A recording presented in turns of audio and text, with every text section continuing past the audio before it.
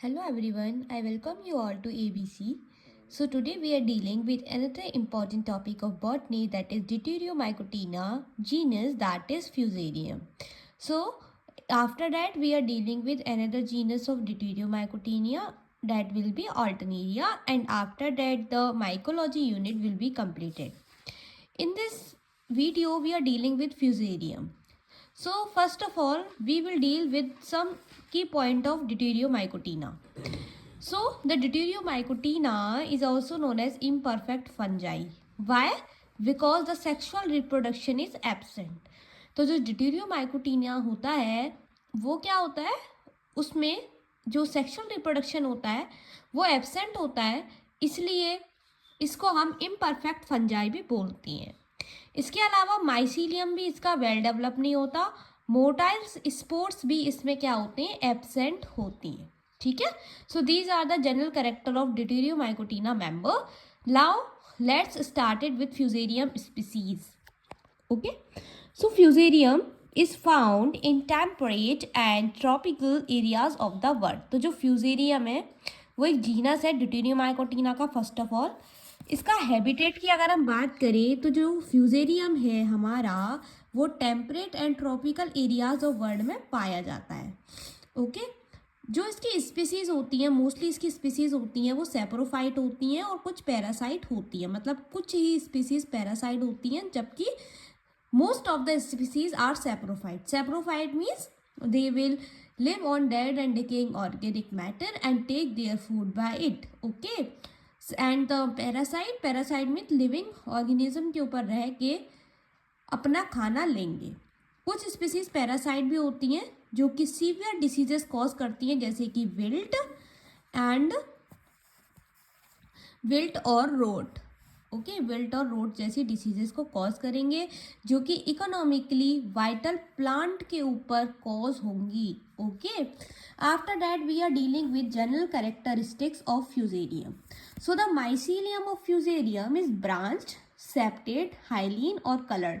तो जो माइसीलियम होता है फ्यूजेरियम का वो ब्रांच होता है, सेप्टेड होता है, हाइलीन होता है और कलर्ड होता है.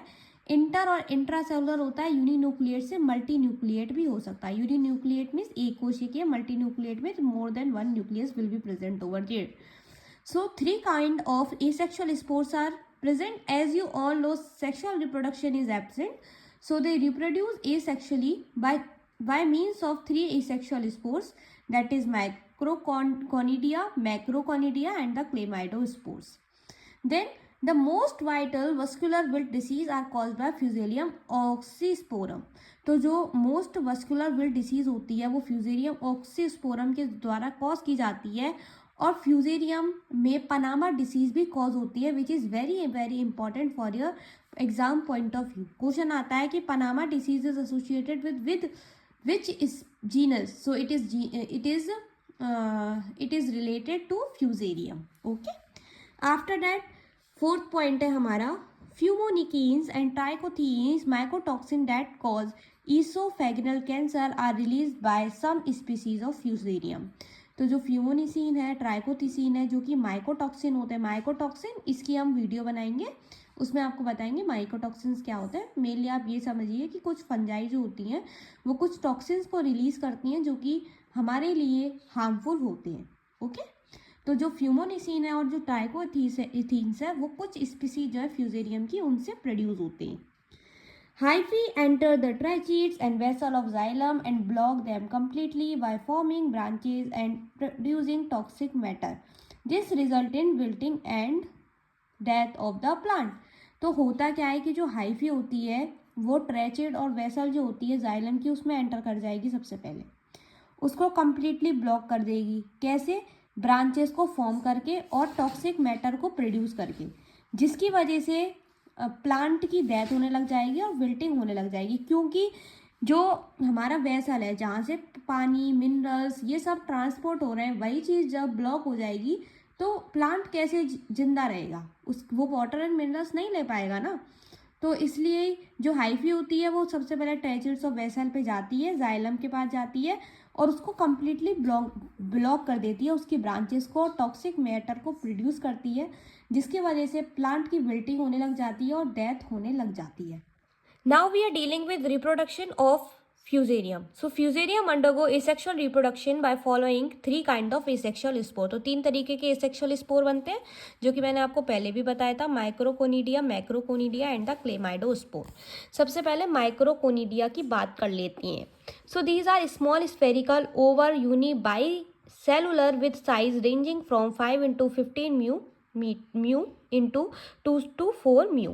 तो देखो जो माइक्रोकोनिडिया होते हैं वो स्मॉल हैं, स्फेरिकल से ओवल शेप के होते हैं, यूनी और बाई सेलुलर होते हैं और इनका साइज 5 into 15 म्यू से लेके 2 into 4 म्यू तक होता है. जो माइक्रोकोनिडिया होते हैं वो स्पोरोचिया में प्रेजेंट होते हैं, स्पोरोचिया के अंदर प्रेजेंट होते हैं और ये ग्रो करते हैं स्टेम के सरफेस पे और लीफ के सरफेस पे और होस्ट प्लांट के वेरियस पार्ट पे ये ग्रो करती हैं. तो जब होस्ट टिश्यू का जो सरफेस होता है उसके सरफेस के पास जो फंगल माइसीलियम होगा वो कलेक्ट होगा एज शूडो पेरेन्काइमेटस मास, जो कि एक्सपोज करेगा जब एपिडर्मिस रप्चर हो जाएगी, एपिडर्मिस टूट जाएगी, उसकी आउटर लेयर टूट जाएगी. फिर क्या होगा कि जो बहुत सारी शॉर्ट और सिलेंड्रिकल कोनिडियोफोर निकलेंगी फंगल हाइफी से अराइज होंगी. उसके बाद फिलालाइट्स जो कि ऑयल शेप टर्मिनल ब्रांचेज है कोनिडियोफोर की वो प्रोड्यूस करेगा कोनिडिया को. तो उल्लू की तरह उसका शेप होगा फिलालाइट्स का, जो जिसके पास टर्मिनल ब्रांचेज होंगी कोनिडियोफोर्स की जो कि प्रोड्यूस करेंगी conidia. So this is all about the microconidia. Let's talk about the macroconidia. So macroconidia जो कि सिकल और क्रिश्चियन शेप होती है, मतलब चांदनुमा उसका शेप होता है, लंबी होती है, मल्टी सेप्टा वाली होती है जिसके पास 3 से 5 सेप्टा प्रेजेंट होंगे जो कि ब्रॉड होंगे मिडल पॉइंट में एंड की तरफ और ये प्रोड्यूस होंगे लार्ज नंबर में और ये हवा के ज़रिए डिस्पर्स किए जाते हैं. जब ये सुटेबल सबस्ट्रेटम पे फॉल होते हैं तो ये जर्मिनेट करते हैं और इन्फेक्ट करते हैं होस्ट प्लांट को. This is all about the मैक्रोकोनिडिया.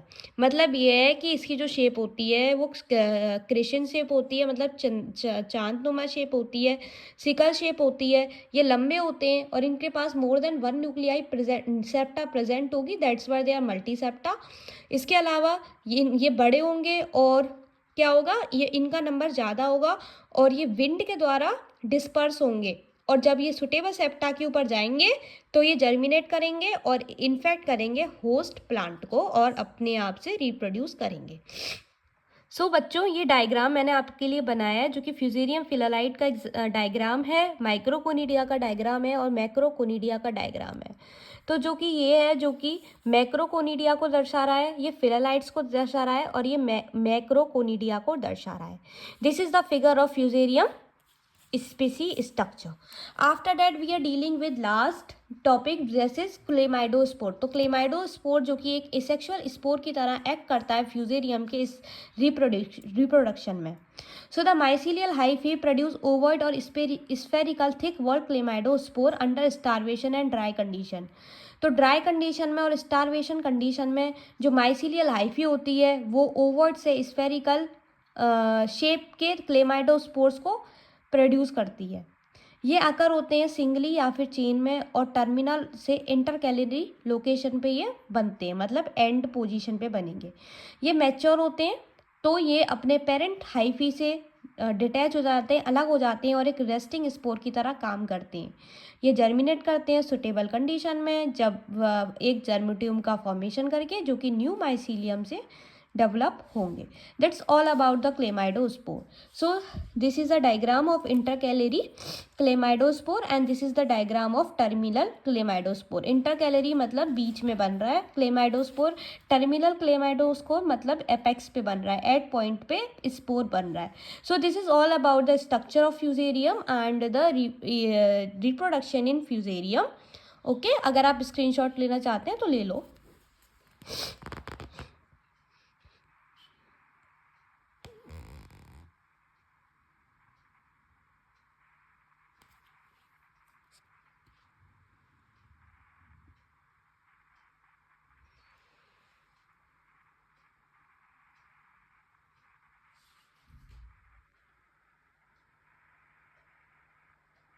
I hope आपने स्क्रीनशॉट ले लिया होगा.